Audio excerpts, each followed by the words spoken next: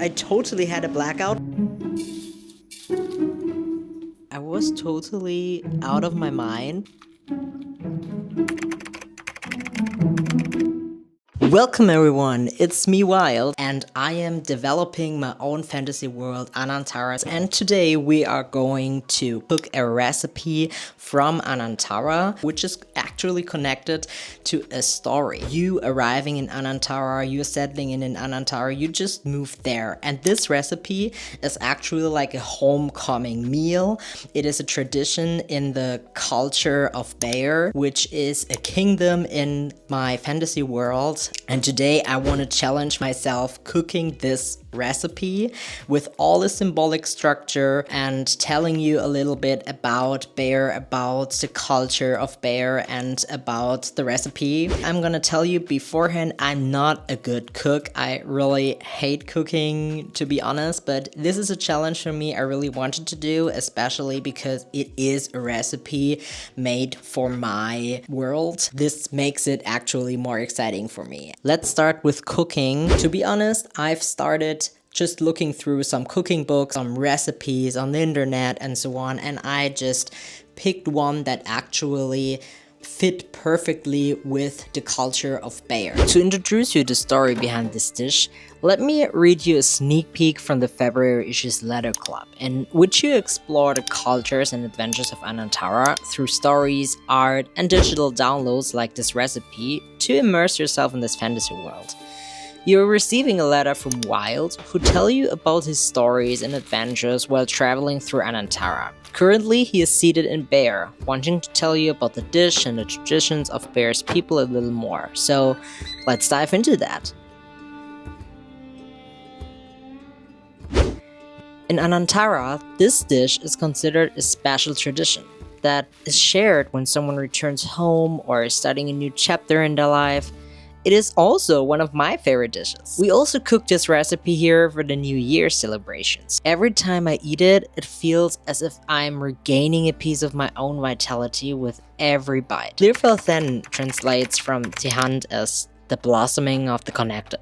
Fitting for a festival where everyone comes together, celebrates alliances, and commemorates the start of the new year and the transition from winter to spring, don't you think? I'm being honest here, I never made a dressing like this in my whole life. The whole sheet doesn't tell me how much I have to put into, so I guess I just have to improvise, and let's see if this dressing is going to be good.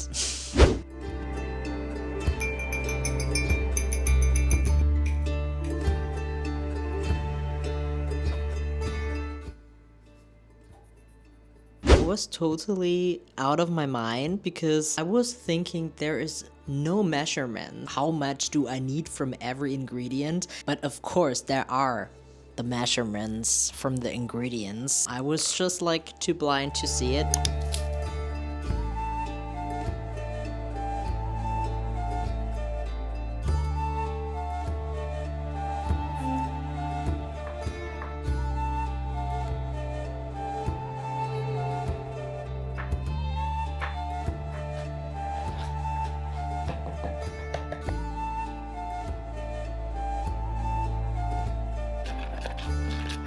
I actually now did the dressing like from my feeling. It's less than it tells me in the recipe. If it's tasty now, I'm just gonna leave it like that.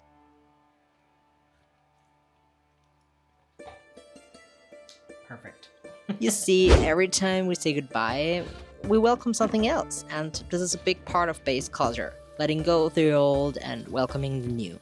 The Mir'faen recipe is served as a welcoming for the spring and for the clans in Eloria coming together. Symbolically, it represents the return to one's true core, blossoming anew after an inner winter, and the renewal of the flow of life. What makes this festival special are not only the rituals and customs, but also the encounters between the clans. Not every clan gets along with every other clan, but at this festival, they at least manage to pull themselves together. Anyone who breaks the rules is brought before a court. After the celebrations, of course. The court decides what consequences this should have in order to protect the community. But to be honest, that hasn't happened in centuries. Every now and then there's some rowdiness, not so excessive that an entire clan is expelled.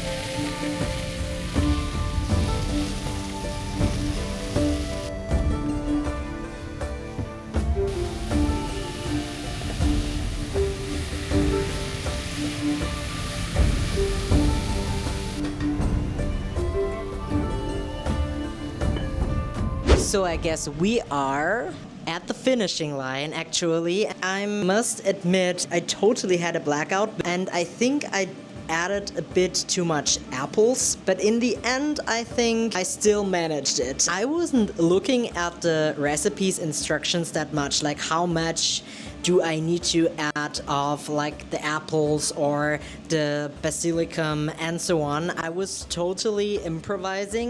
I need to taste it first to give you a last resume, but I think I did well for my cooking skills, honestly spoken. Let's see how it turned out and finish the plates.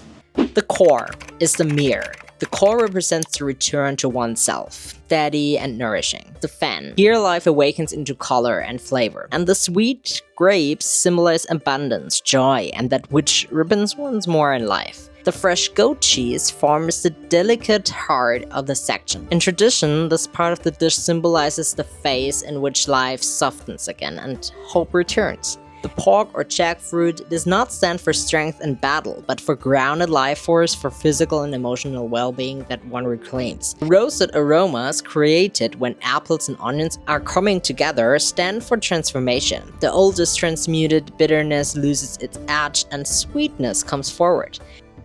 And yeah, let's see how it turned out.